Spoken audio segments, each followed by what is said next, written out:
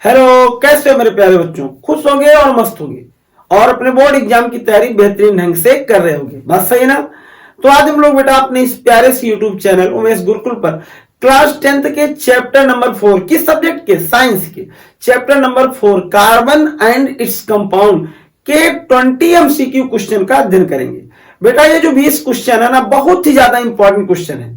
इनको एकदम ये समझ लेना कि बोर्ड के बेसिस पर अगर बात की जाए तो ये सारे क्वेश्चन कई बार बोर्ड में आए हैं, तो इसलिए इनको एकदम स्किप करने का प्रयास मत करना और शुरू से लेकर के लास्ट तक सारे क्वेश्चनों को बेहतरीन ढंग से मन चित से, कैसे मन एंड चित से पढ़ना। बात समझ में? और निश्चित रूप से बोर्ड में इससे रिलेटेड क्वेश्चन आएंगे ही आएंगे, 100% गारंटी। तो चलो बिना समय की देरी किए हम लोग अपने क्वेश्चन नंबर 1 को देखते हैं। नजर दौड़ाओ यहाँ, यानी लिखा है पहला क्वेश्चन, कार्बन परमाणु की संयोजकता कितनी है?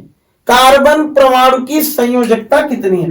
देखो बेटा, कार्बन की वैलेंसी, कार्बन का एटॉमिक नंबर होता है 6, और अगर मैं 6 का इलेक्ट्रॉनिक कंफिगरेशन करूं तो आता है क्या? 6 का इलेक्ट्रॉनिक कंफिगरेशन करूं तो आता है 2 और 4। इसको देखोगे तो इसके आउटर मोस्ट सेल में कितने इलेक्ट्रॉन जा रहे हैं? 4। ऑक्टेट बनाने के लिए इसको कितने इलेक्ट्रॉन की जरूरत है? 4। इसलिए इसकी वैलेंसी कितनी हो जाएगी? 4। यानी कार्बन की वैलेंसी कितनी होगी? 4। बात समझ में आई? इसलिए पहले की तीसरे पर टिक लगा दो। समझ में आ गया? Very very most important question है। इसके बाद बेटा हम लोग क्वेश्चन नंबर 2 पर आ जाएं, और क्वेश्चन नंबर 2 में कह रहा है प्रोपेन का रासायनिक सूत्र क्या है? देखो बेटा, प्रोपेन का मतलब है कार्बन परमाणुओं की संख्या 3 हो और उसके दुगने से जो 2 ज्यादा H हो, तो इसका मतलब अगर C3 है तो H 8 होना चाहिए। तो प्रोपेन का सूत्र हो गया C3H8, तो इसका मतलब इसका बी वाला सही है। आगे आ जाओ, कह रहा है कि यौगिक CH3 CH2 CHO का नाम, यानी देखो इसमें कार्बन परमाणुओं की संख्या कितनी है? 1 2 और 3। 3 का मतलब प्रोपेन, और अंत में बेटा CHO यानी अल लगा है, एल्डिहाइडिक ग्रुप है, इसका मतलब यह हो गया प्रोपेनल। क्या हो गया? प्रोपेनल। तो प्रोपेनल जहां है वहां टिक लगा दो। बात समझ में आई? इसके बाद अब क्वेश्चन नंबर 4 पे आ जाओ, कह रहा है C6CH6, बेटा इसका नाम बेंजीन है, में कार्बन परमाणुओं की संयोजकता, चाहे जो भी हो कार्बन परमाणुओं की संयोजकता 4 ही होती है, इसलिए चाहे वो C6 कहे, चाहे C2H6 कहे, चाहे CH4 कहे, सब में कार्बन परमाणुओं की संयोजकता कितनी करना? 4 करना। नेक्स्ट में कह रहा है कि अनसेचुरेटेड हाइड्रोकार्बन्स, देखो बेटा अनसेचुरेटेड हाइड्रोकार्बन्स जो होते हैं वो एल्कीन और एल्काइन होते हैं। एल्कीन और एल्काइन का मतलब जैसे जिनमें डबल और ट्रिपल बॉन्ड पाए जाए।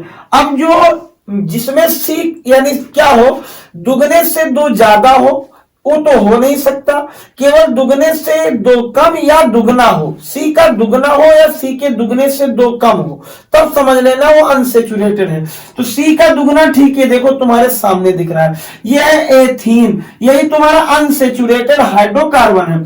आगे चले आओ, कह रहा है ईंधन एवं औषधि के रूप में। देखो बेटा, ऐसा कौन सा यौगिक है जिसका उपयोग हम लोग ईंधन के रूप में भी करते हैं, फ्यूल के रूप में करते हैं, और उसके अलावा हम लोग उसका उपयोग मेडिसिन में भी करते हैं।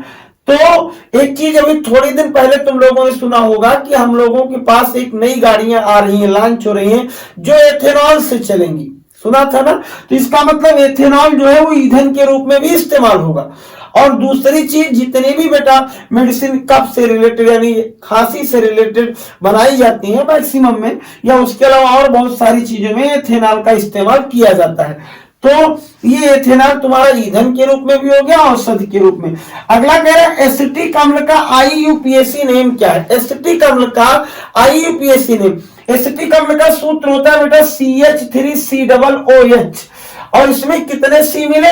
2 C मिले। 2 C का मतलब एथ हो गया, COOH का मतलब ओइक अम्ल हो गया, दोनों एक साथ मिला दिए तो एथेनोइक अम्ल हो गया। जहां हो, ये देखो यहां है, यहां लगा दो एथेनोइक एसिड। बात समझ में आई? चलो बिना देर किए ले लो नेक्स्ट क्वेश्चन पे। एथिल अल्कोहल का IUPAC नाम, एथिल अल्कोहल का IUPAC नाम, एथिल अल्कोहल का सूत्र पहले लिख दो C2H5OH। देखो OH अगर किसी में जुड़ा रहता है तो उसके नाम के अंत में आल लग जाता है, दो सी है तो एथेन है, और एथेन में ऑल लग गया तो नाम बन जाएगा एथेनॉल। क्या बन जाएगा? एथेनॉल। कहा है? ये देखो यहाँ पहला ही सही है। और अंत में कह रहा है एल्केन का सूत्र क्या है? एल्केन का मतलब होता है बेटा CnH2n+2।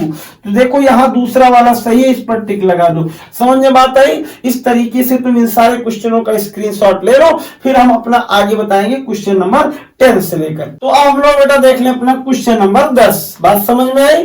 क्वेश्चन नंबर 10 में कह रहा है ना कि प्रोपेनल है। नल का मतलब CHO, नल का मतलब CHO, और CHO प्रोपेन का है, तो इसका मतलब इसका सूत्र होना चाहिए, यहां देख लो, CH3 CH2 और CHO, यही है प्रोपेनल। अब जरा इनको जोड़ दो तो 1C 2C 3C, यानी होना चाहिए C3, 3 2 5 1 6, CH3 CH2 CH2, हाँ 1 3 2 5 और 5 और 1 6, और ये O। तो देखो कहा है C3H6 और O, ये देखो ये वाला बेटा विकल्प सही है, इसी को टिक लगा दो। बात समझ में आ गई? आगे ले लो। अब आगे देखो, एथेनॉल को जब सोडियम के साथ रिएक्ट कराया जाता है तो कौन सी गैस बाहर निकलती है? ये तो हैशटैग रट्टा है, इसको तुम लोग रिएक्शन यहां ना करो, यहां क्यों, इसे याद कर लो, हाइड्रोजन गैस निकलती है। बात समझ में आई? आगे कह रहा है श्रृंखलन का गुण किसमें पाया जाता है? अरे जो पढ़ रहे हो वही पाया जाता है। किसमें पाया जाता है? कार्बन में पाया जाता है, कार्बन पे। ये भी तुम समझ लो, याद ही कर रहे हो। आगे कह रहा है प्रोपेनॉल का तुमको बताया गया कि अगर कहीं अल लगा होगा तो उसका क्रियात्मक समूह CHO होता है, उसका क्रियात्मक समूह CHO। ये देखो ये अल है, यानी उसका फंक्शनल ग्रुप क्या होता है? CHO होता है। अगला कह रहा है CH3 CH2 और OH का IUPAC नेम।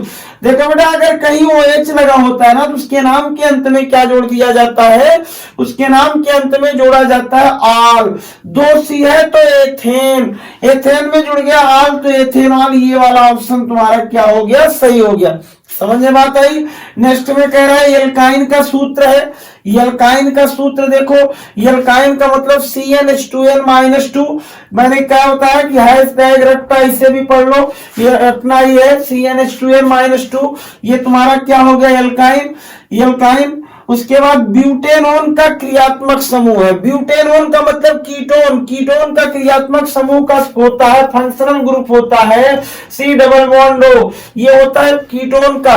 तो मिल जाओ कहा कीटोन भैया, यहां देखो, इन्हें टिक लगाओ। नेक्स्ट आओ, एल्कीन है।